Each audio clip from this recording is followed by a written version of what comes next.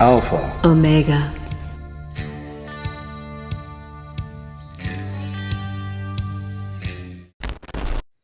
Aha, we haven't talked about the magical wars lately. Hollywood being exposed at the Golden Globe 2020 was epic. It looks pretty positive for us lately. I'd like to have your opinions on this. Oh, sure. I'll be happy to talk about it. We are smack dab in the middle of a magical war, and we are invaded by demons like you wouldn't believe. They have been pouring through, and they've got a foothold here. Okay, take for example, I mean, this is like classic. I've been telling people for this for months and months and months at our morning rituals. We're invaded by demons. Many of our leaders, politically, industrially, uh, even spiritually, all of these leaders, not all of them, but many of them are demon possessed Yes. and are being motivated and moved by these demons without even realizing it. They're not completely unaware of it. But right now, there's an incredibly great example of this. Yes. Go watch again the State of the Union message. But instead of watching Trump and his speech, watch Nancy Pelosi behind. Oh, yes. She becomes more and more and more agitated. By the end of the speech, she can't control the demon at all anymore. It's totally controlling her. Yes. She's doing things that make her look so bad that if she were consciously aware of what she's doing, there's no way she would be doing that. I mean, come on. How many times does she have to see herself lick her dentures in public on camera before Right. she starts figuring out that the poly grip she's using is It's not out? working. It's, gosh. It's really astonishing that some people can be so unconscious of their physical body, that you can't control your physical body. Now, I understand, I've seen commercials about people who can't control the way they move, and the darting tongue and the weird thing about the feet, but I hope she's not on antipsychotic medicines that are making her tongue dart about her mouth like that. Right. Geez, that's kind of frightening. Or her toes wiggling uncontrollably in her shoes under the desk. I mean, This it's is scary. It's not so easy usually to spot this in people, but in this case, it was just over the top. It was just so obvious you could see it, and I'm surprised none of the news commentators, nobody ever, even in the fringe news commentators, nobody would say, "Hey, that looks like demon possession," because that's exactly what it looks like. Right. It's a classic case of demon possession. Yes.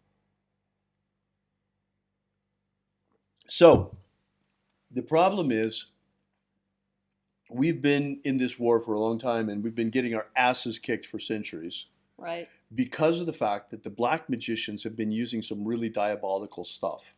Yes. Ever since the Aztecs, ever since the Jesuits met the Aztecs and brought back that Aztec magic, Wow.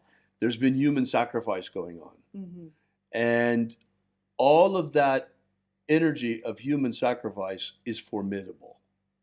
It's not easy to defeat that kind of tactic in a magical war.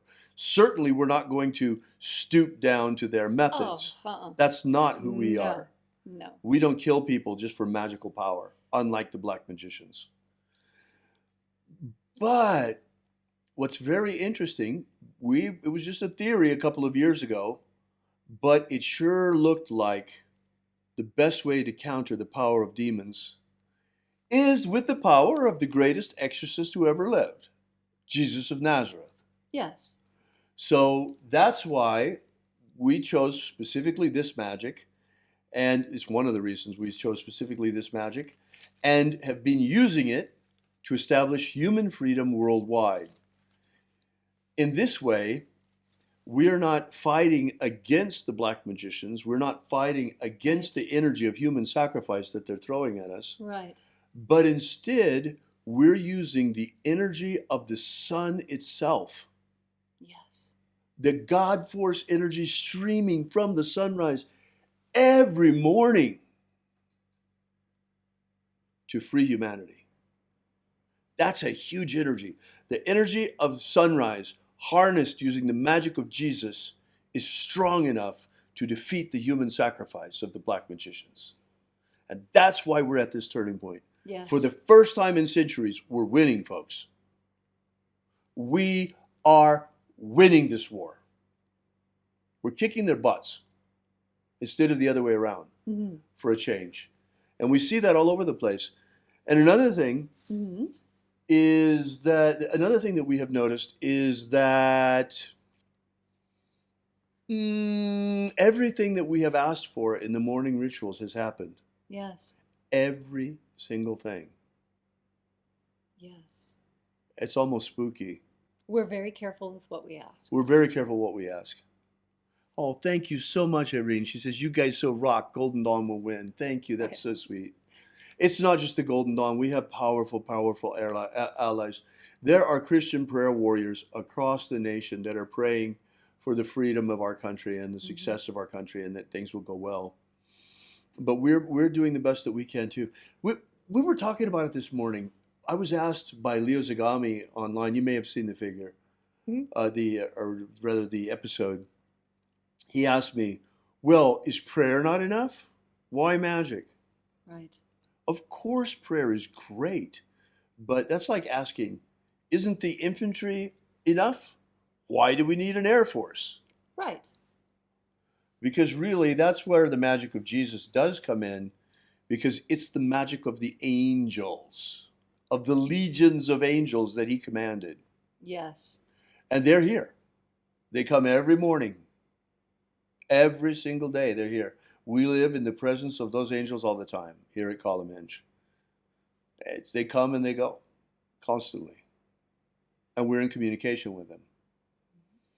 So yeah, the Christian prayer warriors, they're the infantry. We're the Air Force. When they get pinned down, that's why we need good intel. We need to know what's happening where and when our magic is most effective.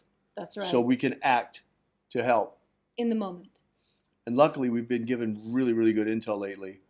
And we've been very, very effective because of it. And we finally got enough power to overcome the energy that the black magicians keep throwing at us. Yes. That's the best news. Right.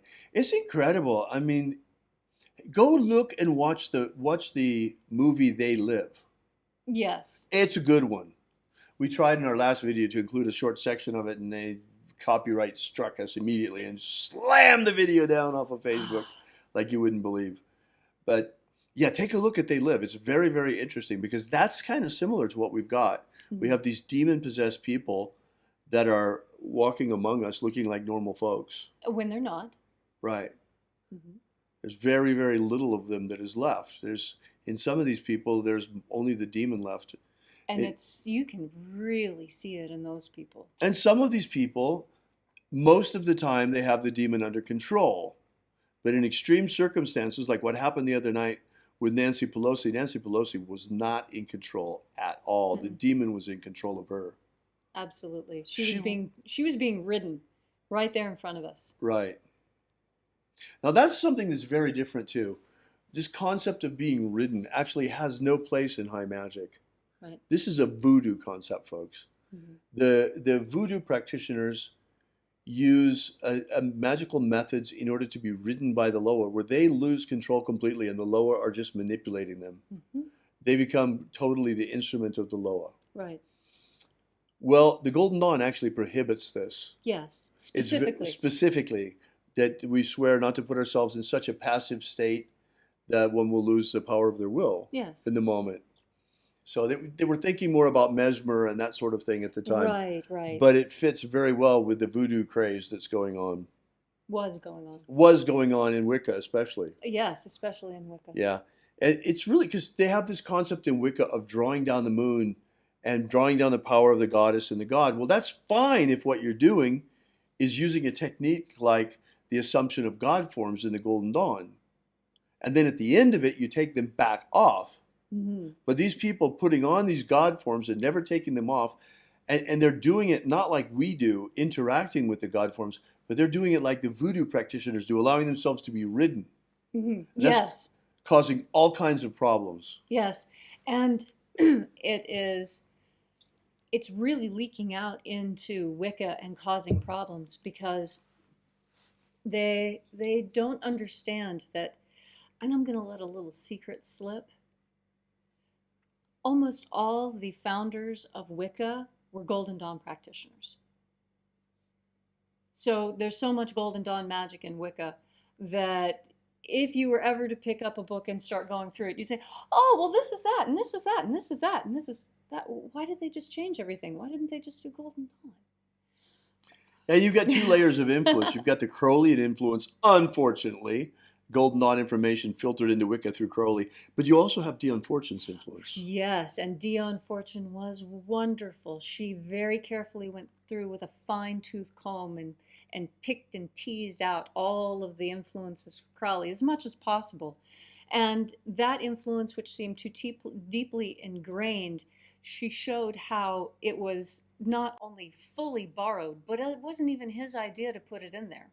Many of the greatest ideas that what's his name had were actually, of course, stolen from people that he worked with. And that's the other thing we always recommend, is that when you learn something, you take the time to tell people where you learned it. Right. Because unless you start talking about, well, with people who are interested, of course, when you start talking about, well, I do Golden Dawn magic and this, that, and the other with select people, which you can do, it's important that when you give them an idea, that you give them a name that they can go to, so that if they decide that they want to do research on things that maybe you're not even interested in, you've given them something more to go on. And Dion Fortune, absolutely incredible woman. She was a formidable force in at least 3 different magical traditions that I know Also, of. she brought very much psychology to magic Yes, she did. and was a profound influence on Rigardi. Yes. Rigardi, after his split with Crowley, oh, gosh, you probably have heard about this, but I've never told the story on camera before, so I actually will tell the story now. Israel Rigardi, as a very young man, went to become the personal secretary of Aleister Crowley. And while he was there, of course, he wound up getting raped by Crowley, and a whole lot of things happened, and wound up with Stockholm Syndrome. And by the time, like so many people in sadomasochistic relationships. Oh, yes. And then at the end, when the whole thing, Crowley basically threw him out on his ass. He just had enough of him, and see you later, goodbye, whatever you're going to do, I don't care. Right. And after that, Rigardi was crushed. And he spent about 6 months recuperating in the home of Dion Fortune. So that was where he first came into contact with the psychological side that was to affect him so profoundly, in addition to the Golden Dawn. Rigardi came into contact. Rigardi, right, came into contact through Dion Fortune. Yes. Right, with the psychological material. And that eventually wound up with Rigardi becoming a chiropractor, as a doctor of chiropractic, as well as a Reichian therapist. He was working with the ideas of Wilhelm Reich, which is quite fascinating, by the way. Oh, yes. SCIFER, Frater Archimedes says, I'm assuming that questions asked are only to be about neo-magic only. What is neo-magic? That's a good question. Yeah. Neo-magic. Are you talking about the Matrix? Or New Golden Dawn, Neo Golden Dawn? By the way, I'm really glad that this came up. This is quite interesting. Karen then says neo-shamanism. We're really not sure what he meant. I'm sure he'll clarify for us what the question actually was. But it's interesting because Leslie and I were just talking about this just before we came on camera. Class, yes. Yeah, because we've been really very much at a loss to describe what it is that we do outside every morning in our daily ritual. Mm-hmm. Because it certainly looks like nothing of Christianity that we've ever seen before. Right. And yet, it comes from the original Christian sources. So, in fact, it's archaic. Yeah, it's archaic. It's the magical bit that was repressed in the 3rd century and gotten rid of, and they didn't want it, and now it's back. Right. So... what else came back? Right. So what's interesting is we finally came up with the right name, because in the neo-pagan community, we've had neo-pagans and neo-shamans, and Neo-pagans, what they have done is that they have studied ancient ritual practices of Yes. ancient pagan cults, and they have revived them. Yes. They're revivalists. Well, Leslie and I are also very much revivalists. We Hmm. are reviving the ancient magic of Jesus of Nazareth as it was taught back then, and we're reconstructing it very carefully Yes. to what we believe is as close to the original as possible. Yes. And we're reviving it, invoking the 12 every day, invoking the 12 watchers every day, and Hmm. invoking all of the energies of the treasury of light every day in order to really activate again the magical egregore before we start communicating the baptisms of the system on a wide basis. Right. So we've noticed, hey, look, this is so similar to what the neo-pagans have been doing. And so I thought of it and I think, hey, it would actually be a very good idea Yes. that we call what we're doing out there neo-Christianity. Neo-Christianity. Yes. Because just like the pagan tradition that I come from, where you carefully scan the anthropological records and you go through the museums and you look for the old leftover, the original spells, the original rituals written in the original languages, translate it, dust it off, try it out. I did that with a lot of paganism, a And lot now of we're doing it with neo-paganism. Christianity, with It's Christian magic. fantastic, and it works just the same way. It's just as effective, and dipping into these energies that haven't been worked with in hundreds and hundreds of years feels so nice because it's like drinking water from a very, very deep well. And when you see it, the water it has a blue tint to it because it is so clean and so pure and so prehistoric and preserved. It looks different from all the other water on earth. That's how this magic is to me. It's really amazing. And the opening of the treasury of light is amazing in and of itself. But the real beauty of this system is the baptisms. And that's what makes it so unique in the sense that if you talk about Christianity, Christianity has basically abandoned magic Oh, completely. 1700 years ago. Mhm. And except for prayer, interestingly enough, and prayer is a very powerful form of magic. Yes.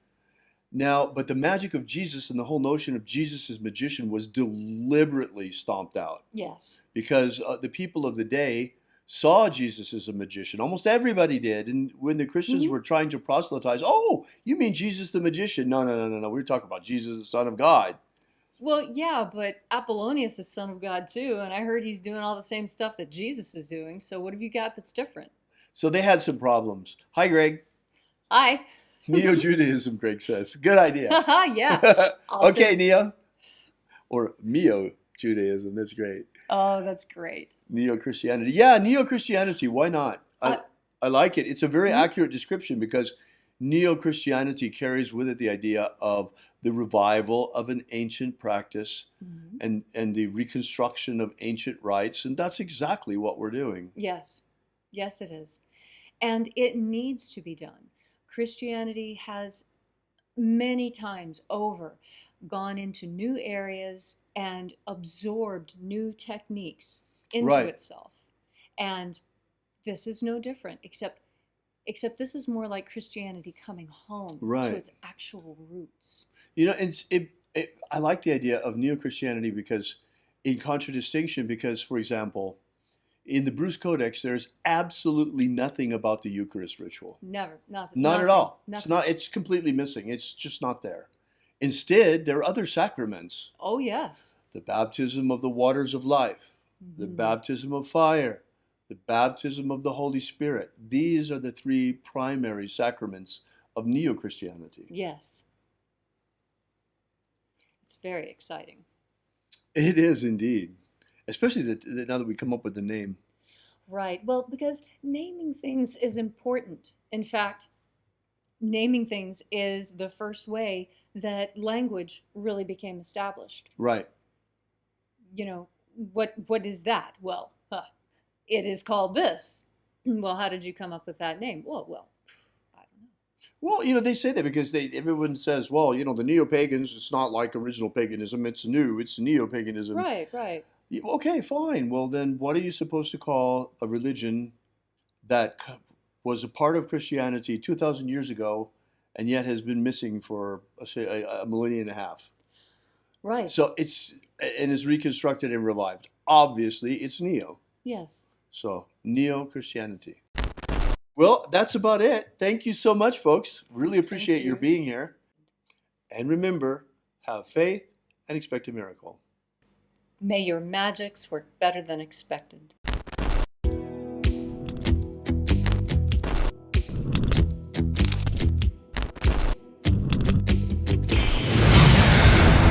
Yesterday we released this brand new ebook, Was Jesus a Magician? Give you the basic background of the rediscovery of the lost books of Yahweh, how it happened, why they were repressed, why it is that the magic of Jesus was nearly destroyed and wiped from the face of the earth, and the miracle by which it survived. How we only have one precious manuscript of this ancient knowledge, and that's truly all there is left.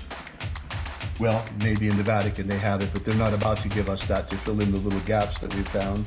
So be sure to make sure you download this. You don't want to miss this. You can get it for free for now at thesecretsofjesus.com. Thesecretsofjesus.com. Are you familiar with the Rosencrantz with what's his name? He's popular in the States. He's the president or the Emperor. Imperator. The president. Emperor. Imperator. From the Golden Dawn. What's his name? Oh. David Griffin holds this position as Emperor. Imperator.